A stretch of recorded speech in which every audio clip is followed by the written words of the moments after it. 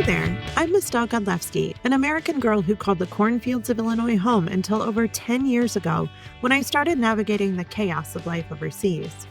If you've ever felt that itch for something more, that whisper telling you to break free from the ordinary, you're in the right place. This podcast is your backstage pass to the wild ride of moving abroad. I'm here to pull back the curtain on the real journey, sharing stories that are funny, dramatic, and sometimes downright unbelievable. We'll explore the gritty details, from battling culture shock and navigating tricky visa processes to celebrating those small victories that make it all worth it. So whether you're daydreaming about a new life abroad or already in the thick of it, grab your passport and let's explore what it really means to live life beyond borders. Welcome to A Broadly Speaking.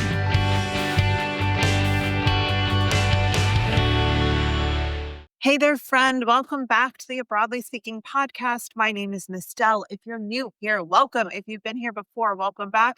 Today's podcast is for everyone who is done waiting, done tiptoeing, and you are ready to build your life abroad on your own terms. I am so tired of hearing about remote jobs that I had to jump on here and talk about it. So it drives me absolutely up the wall. It's a half truth that sounds helpful, but in reality, it screws over so many people before they even get started. And that idea is that you need a remote job to move abroad, or that you need some sort of remote work to be able to move. And that's absolutely not true. I am living proof of that. It doesn't work that way. You don't need a Pinterest perfect home office. You don't need to become a tech girly or get certified in UX or code your way into Europe. You don't need to automate your way into Europe. I know that's what the algorithm loves to serve to you. That's what the girl on TikTok sipping cappuccinos and cobblestone street corners is telling you. But let's be real. She probably had help. She probably had savings, and she's probably not worried about how she's going to afford after school care or dual language homework support for her kid. So in this episode, I'm going to break it all down. Where the remote job myth comes from, what you actually need to do to move abroad, 5 other ways people really do it, and what to stop wasting your time on right now so that you can get abroad soon. And I'll tell you exactly how to get started, even if you're broke, burnt out, or still trying to figure out which country doesn't require a kidney donation to get in. You ready? All right, let's go. First, where did this silly myth that you need a remote job come from? The myth that you need a remote job to move abroad is literally everywhere. It's in blog posts, in YouTube thumbnails, in Facebook's groups full of digital nomads who all seem to have matching aesthetic workflows and a suspicious lack of kids, caretaking responsibilities, or, financial limitations. On the surface, it seems super helpful. You get a remote job so you can work from anywhere. Makes sense, right? Except here's the problem. That advice assumes you have access to a remote job in the first place, that you work in a field that allows remote work, that you have the tech, the skills, the network, and the flexibility to jump into that kind of setup. And a lot of people, especially women, caregivers, and anyone outside the tech bro bubble, don't have that. You know what's also not being talked about enough? How much of that remote job lifestyle is built on privilege, family money, inherited stability, dual citizenship, and safety nets. And here's the truth. If you're trying to move abroad because you're burnt out, overwhelmed, politically fed up, or just trying to find a better, safer, saner life to raise your family in, you don't need the fantasy. You need an actual plan. The other thing that no one says about remote jobs, especially when you're looking on places like LinkedIn, Glassdoor, I don't know, any of the other ridiculous sites that tell you about jobs. A lot of the remote jobs are remote in one country, remote in one location, remote within 3 hours of Boston. Remote meaning you can work from home, yes, but not from home anywhere in the world. It doesn't arbitrarily make you a digital nomad. It just makes you be able to not have to drive into the office every Friday. Remote jobs are great when it's possible to work anywhere, But most remote jobs, when you actually look in and read the fine print, can't be done from anywhere. They have to be done from a certain country, maybe even a certain state. And you really need to look closely at the fine print before applying and wasting your time on those jobs. So let's break this whole myth apart piece by piece so that we get it. If you don't need a remote job, what do you need then? You need three core things, basically three things that are necessary for you to stay. One is a legal way to stay. That means a visa, not vibes, not a one-way ticket and hope, no overstaying your 90-day tourist visa limit and praying no one notices. You need a real, legal, sustainable path that says, I'm allowed to be here. That is something that we've talked about on other episodes. And if you go back through the history, we talk about visas, but essentially a tourist visa, meaning a European, look, I arrived, stamp in my passport, that's good for 90 days in most countries. Not all, most. I'm being general here for you. But if you stay past that 90 days, you could actually be completely kicked out of the country and never allowed in again. And God forbid you get kicked out of a Schengen country, because then you may not be allowed to enter anywhere in the Schengen area. For those of you unfamiliar, Schengen is a group of, I don't know, some 20 plus countries within Europe that allows you to travel without getting your passport checked. So if you get barred, for example, from flying in and out of Germany, that also gets reported to the Netherlands. It gets reported to Switzerland and Spain and Portugal. And you could lose your right to travel to any of those countries, especially if you overstay your visa welcome. So it's really important that you need to find a legal way to stay. The number two core thing you need to, because you don't need a remote job, but you want to move abroad, is a way to cover your basic expenses. That doesn't have to be sexy. It doesn't have to be glamorous, but it does have to be real. Whether you're moving with a regular job that requires you to go to the office regularly, that's what I have, for example. Whether it's savings, whether you're a freelance income, whether you have local work, or a combination of all of it, it has to match the country you're in and the rules they enforce. Now, yes, it could be that you don't get caught and yay, you can keep doing it. But the reality is, if you get caught, you can lose your residence permit, you can lose your work visa, and you can lose your right to live there altogether. The last thing that you need is a country where your resources go further. This one is huge. If you're broke in the US, you might be stable in another country. The cost of living shifts everywhere. So pick a country that works for you, not what's trending on TikTok. That might be something like, I don't know, Estonia or Slovenia or Bucharest or Hungary. Bucharest isn't a country, it's in Romania. But any different place that you can look at that isn't necessarily the Portugal, the Spain, the France that everybody's looking at. You have to look at what you can afford and how you can afford it. Because if you don't have the finances to afford it, you're going to be broke in another country. And while that's great and cool, and at least you're not in the US, I don't know that all of us want to have that situation, right? So, no, you absolutely don't need a remote job to move abroad, but you do need a strategy. And that strategy needs to start with what's possible, not what's popular, because just because it's popular doesn't make it possible. So, let's get into the meat of it. I'm going to give you 5 real ways people move abroad without a remote job. Number 1 is the job seeker visa route. This one's a hidden gem. Countries like Germany, Austria, and Portugal offer job seeker visas that let you move there first and then find work. The great thing about this is you don't have to land the job before you go. You usually need a degree or specific work experience to qualify for this, but it gives you time to get settled while you look for work. This is great for people who work in education, healthcare, STEM, trades, and a lot more.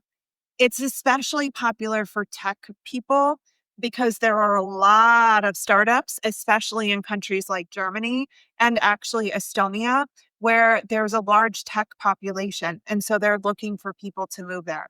This could also be great if you're working in STEM. I happen to be trained as a chemist way back in the day.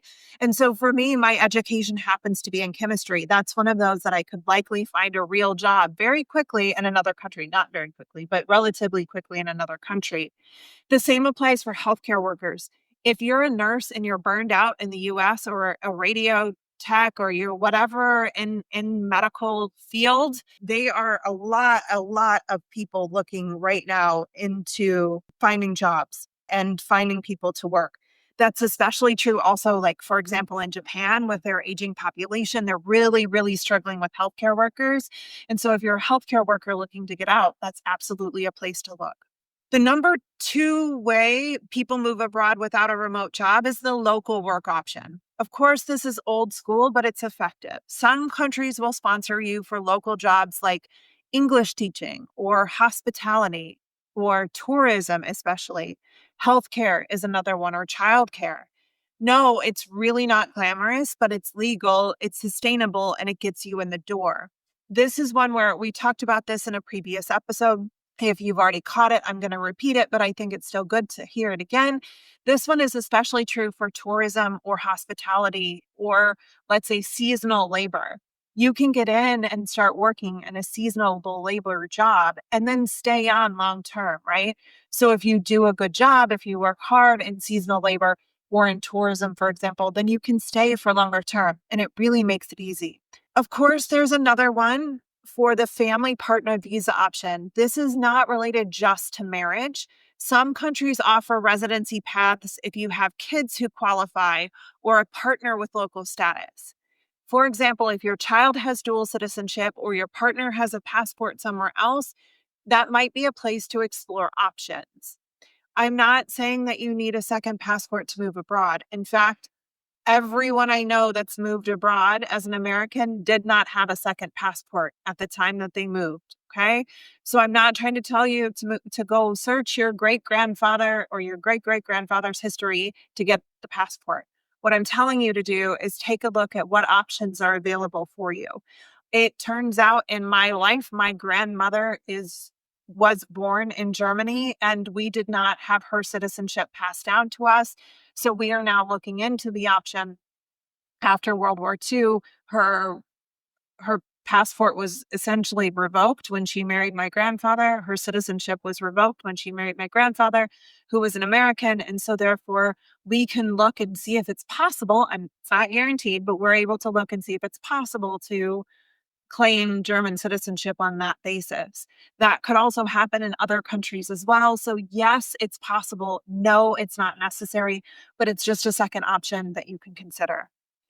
Another one that seems a little silly to a lot of people, especially adults who are a little over 20. I'm in my 40s, but if you're in your 40s or you're in your 30s or 20s, whatever it is, there's also a student visa route because school isn't just for 20 somethings. You can apply for degree programs, language courses, certifications. Many come with residency and part time work rights. So you could work 20%, 30%, for example, and still be able to move abroad safely. Of course, the last one is the freelancer or self-employed visa. Don't just get this automatically because it sounds a bunch like digital nomads. You don't need to make $10,000 a month. If you have a service-based business, freelance clients, or even part-time consulting gigs, this may work for you. If you own a small online business that gives you enough income, typically it's between $3,000 and $4,000 per month, you'll be able to move abroad. Again, you don't need a remote job. You can take the jobs you already have with you. And I'm going to add an extra bonus to this one. Actually, I'll add this first. Spain, Germany, Estonia, and others have those freelance visa programs with manageable income thresholds. Another thing to consider, and this is how I was able to move abroad with a job the first time, is ask your company. I worked for a global company at the time, don't work there anymore, but at the time I worked there and said, "Hi, my husband's getting relocated for his job. Do we have business in Switzerland?" We did. We had a local operating company in Switzerland. So I said, "Cool, can I work out of that?" And they were like, "What? Why?" And at the time I was working in Belgium, but I was able to negotiate a relocation They didn't have to pay for anything. They didn't deal with any of the paperwork. My husband's company who relocated us was able to help us with that. But ultimately, I was able to justify the move abroad because I asked. Because I said, hey, how about instead of doing it this way, how about you offer me a job abroad? That way I don't quit. You don't have to find somebody new to fill the gig I'm already doing. And it's better for both of us if I'm working from not working from the United States, I'm working from Europe. And they ended up saying yes. And that was the way I got to move abroad. So if you're working for a global company, ask, search, look for secondment or part-time options that will allow you to move for a short period of time on a local visa.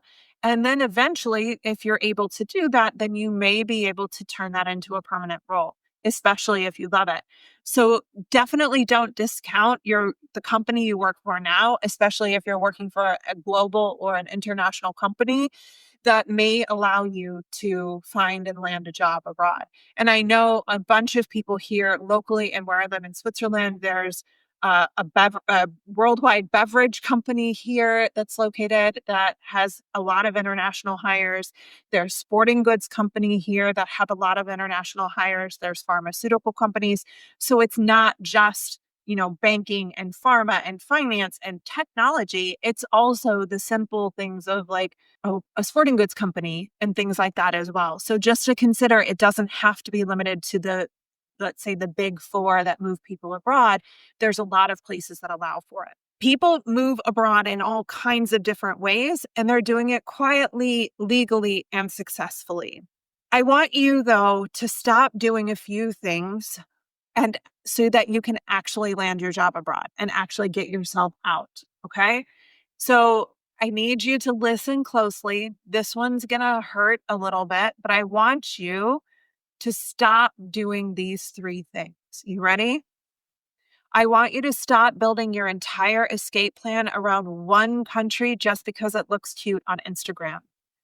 Instead, build it about a country that you can live in, that's possible for you, whether that's the appropriate visa type, whether it's income thresholds, whether it's finding a job, speaking the language, whatever it is.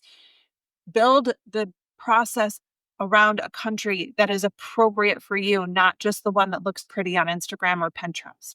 I want you to stop spending hours applying to remote jobs you don't want because they might let you move. Just because it's remote may not allow you to move. Just because it's remote may not allow you to live in a different country. Just because it's remote may not be the right job for you. So don't randomly send out 5,000 resumes or 5,000 applications to a company just because it's a remote job and that's what I want. Be judicious, be appropriate. Go back in the history of here. I talked a number of episodes about how to land a job abroad, what you should and shouldn't do. Go back and listen to those before you apply for another job. And last but not least, stop assuming the only path is one that looks good in a reel on Instagram. There are hundreds of different ways to get abroad. There are hundreds of different paths that allow you to move. You just have to choose the right one that's for you. And for the love of all things coffee, stop listening to people who've never had to budget their way through an international move, who had their parents help, or who are selling a one-size-fits-all dream. Because all of those people are not you. They haven't lived through your lived experience, and they're telling you and selling you something that's absolutely not going to work. You, my friend, are not crazy, and you are absolutely not behind. You're just operating in a system that's taught you the only way out is the expensive, polished, influencer approved way. And I'm here to tell you the truth. It's not. There are real paths. There are real people doing this. There are real options for moving abroad without burning it all to the ground or going into debt or ultimately lying on your visa application. And if you want to hear those stories, I want you to see what's possible. So if you're stuck, if you're jobless or terrified or Googling your way through until you feel like your thumbs are going to fall off, I have a masterclass that I gave a couple of weeks ago that I want you to catch. It's absolutely free. It's called Still Jobless, Stateside and Stuck. It's where I walk people through the three biggest mistakes Americans make when they're trying to land a job abroad, mistakes that keep you stuck years longer than they need to. So you don't make those mistakes you're going to be able to grab that in the show notes. The link is down there. I want you to hear it. I want you to know what to do and what not to do so that you absolutely can land that job abroad that you want. And a reminder is ultimately, you've got this. Okay. And I've got you. Thank you for listening to A Broadly Speaking. It's so much fun to get to talk with you. And if you have 10 seconds at the end of this episode, please feel free to drop a review, whether it's 1 star or 5 stars. I just would like to know what you're thinking, how you're doing, or email me something. Let me know what you have questions about, and I'll happily do my best to answer them. Thank you so much for listening, my friend, and I will catch you on the next one. Thanks for tuning in to A Broadly Speaking. If today's episode got you dreaming a little bigger or thinking a little braver, go ahead and hit subscribe, leave a review, or share it with someone who's ready for their own adventure. And hey, don't be a stranger. Come hang out with me over on Instagram at @IamEstelle for the real, unfiltered life abroad. Keep that passport handy, and remember, life's too short to stay in one place.